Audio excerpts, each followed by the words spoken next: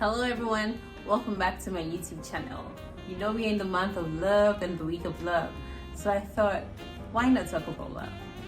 So I'm gonna share a story with you, and I really hope that you enjoy it and that you stick around to the end of the video. I also really hope you learn a thing or two from it, so stick around for more. Let's go. Once upon a time, about 6-7 years ago, there was a little girl called Linda. Linda found herself in medical school just after a really horrible breakup. She was caught in between tears and more tears.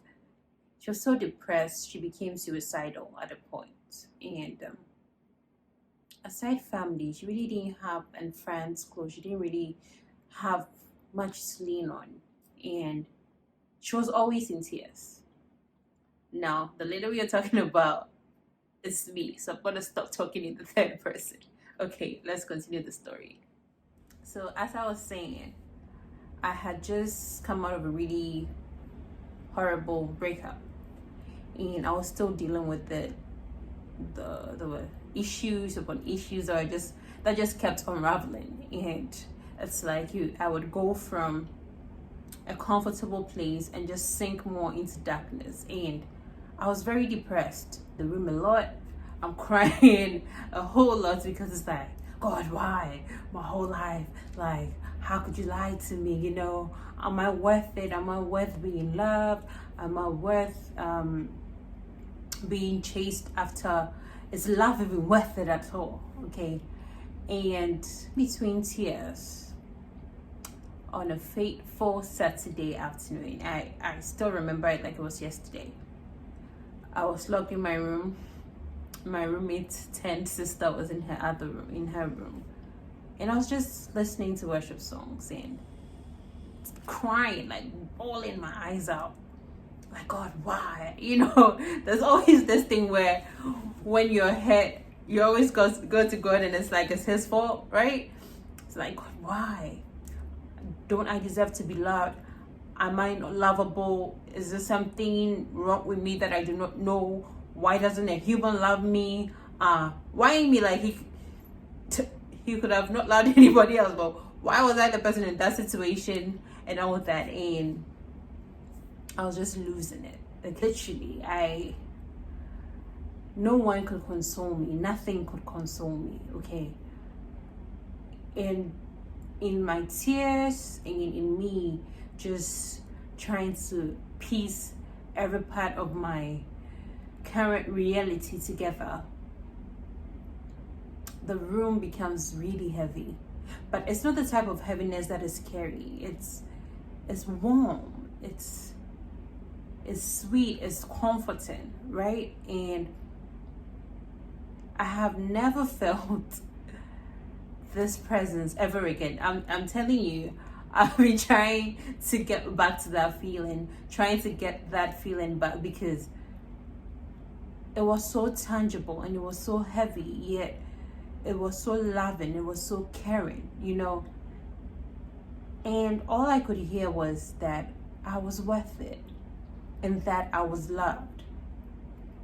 And I'm like, how can you love someone so broken that even a common human being doesn't love or doesn't value? Like, it doesn't make sense. You are God, you're infinite, you know all, you rule all, and you love me. But the person on earth who can just be gone in a second didn't value me. So how come you value me? And the words were, because you are you, and because I made you, and because you're mine to love, right? I remember that after hearing these words, I felt comforted, I felt loved, I felt wanted. But I still didn't know how to love myself. How? Like, how do I love myself? God loves me. He said it. But now, how do I move on from there? How do I make this a reality, my reality? How do I bask in the love of God for me, and me learning to value myself? So let's stick around for the rest of the story. Now, I've had that encounter and I drifted off to bed, right? I fell asleep. I woke up and all of a sudden the depression is gone. I'm happy. It's like I wasn't the same person I was like an hour ago. Yes, like occasionally the thought will come back to me, but I was at peace. I was really happy. I was really, really happy. And because it's like, whoa, I had an encounter, you know. I grew up in a Christian home and with Christian friends. It's like everybody has an encounter. It's like I'm not having an encounter, but that day was my encounter, you guys. It was mine. And woo, I've never forgotten it. After that encounter, I basically wanted to meet the person that God loved so much. I wanted to meet the person that was worth that presence. I wanted to meet the person that could move God, to move things around, to make her feel his presence. Because I really didn't know the person. I for one, didn't think I deserved that. And so I wanted to meet the person that was worth it. And the person that could make God move to do that, right? So that's when self-love came into the picture for me. To me, self-love wasn't about being a narcissist. It wasn't about being selfish. It wasn't about being self-indulgent and just thinking about myself and then forgetting about others that needed help. No. It was about me finding the value that had been placed upon my life and finding the jewel that God thought that I was, because I really didn't think so about myself. And I really wanted to know how I wanted to be loved, so that if anyone could come around to love me, I know what I was looking for in the person. And I had to make sure that the person was worth my time and that the person could love me for me in the way I wanted to be loved. Because I sure as hell didn't want to be back in the position I was in previously.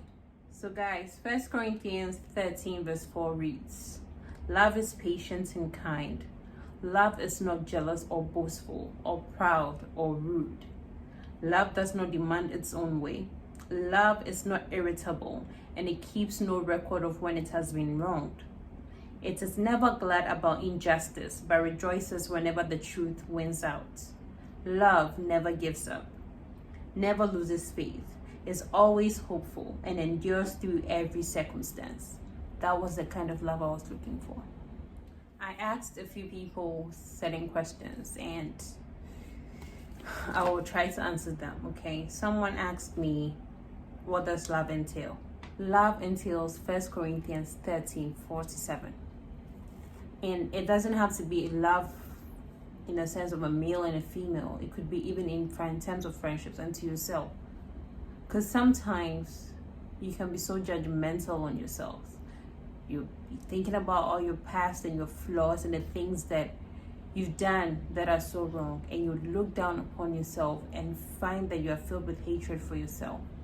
That is no love.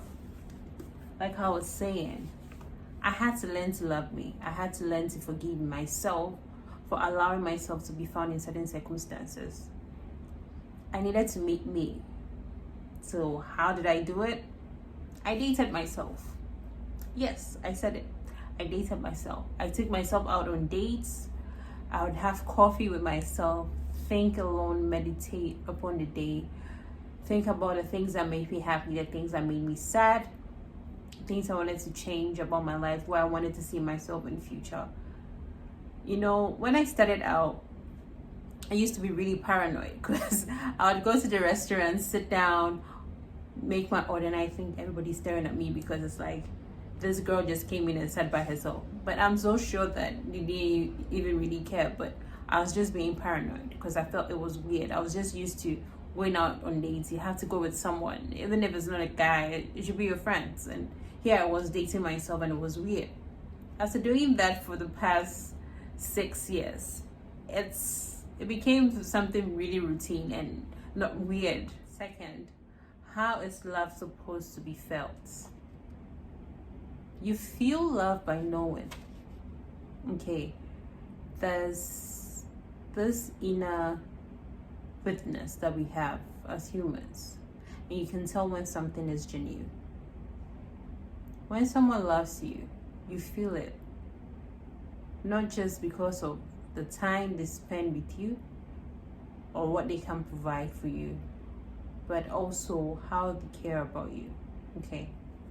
You can have someone in your life that probably doesn't have money to splurge on you. But this friend of yours, she's always there for you. You can even call her at 1 a.m. and she would get up to listen to you and to be your shoulder for you to cry and listen to every story, even if it means she's heard it 100 times over and over, especially about that relationship that didn't work out well and you don't listen to her advice, but she's always, that is love. You feel it because you know that it's genuine and it's there. You don't need to second guess it. That is when you know. Once you start second guessing, it's a sign. Love is felt. It's just, like I said, like that warm blanket that enveloped me and hugged me. That is love. It is felt, it's tangible, and it can be seen in actions and not just in words. Love acts. Love is 1 Corinthians 13:4-7. How do you learn to love yourself? That was the next question. Very simple. How do you learn to love your friends? How do you learn to love that guy? By spending time with them. So spend time with yourself. You learn to love yourself by spending time with yourself. Learn to be comfortable by yourself. Learn to do things on your own. Learn to take yourself out on dates. Learn to buy stuff for yourself. Learn to cook for yourself. Learn to paint. Just spend time with yourself.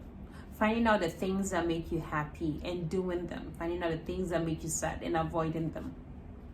Finding out what your future goals are and working towards them. That is love.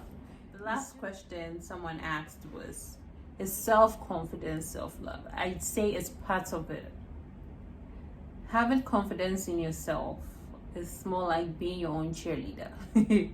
Trying to hype yourself even when you know sometimes the circumstances are a bit weird and you might not be able to do things. You still have to sort of coach yourself, lift your morale and go for it.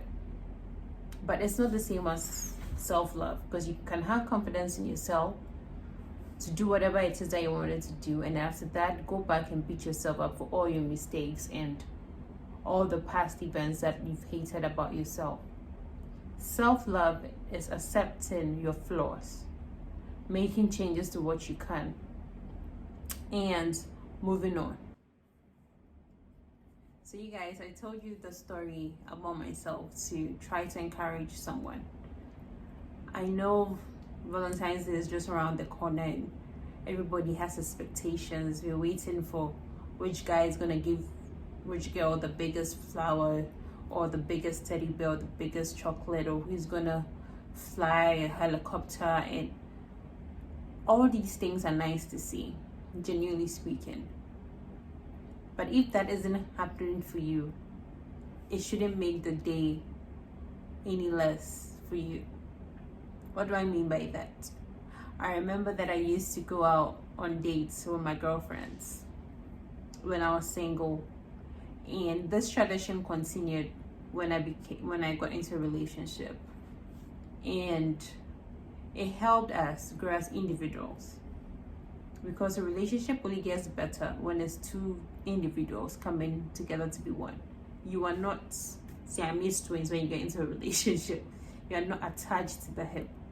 You are two individuals, and that's what makes it fun, because two different individuals, two different backgrounds, two different journeys, and you always have different stories to tell each other, and it makes it exciting. So yes, you do not need to have a guy in your life to have fun this Val's Day. You can take yourself out on a date, buy yourself that rose, buy yourself that teddy bear, and even that bag that you've been wanting for a long time, buy it for yourself. Guys, if it's the Jordans you want, go get it. It's allowed. There are no rules about what you can and what you cannot do for yourself.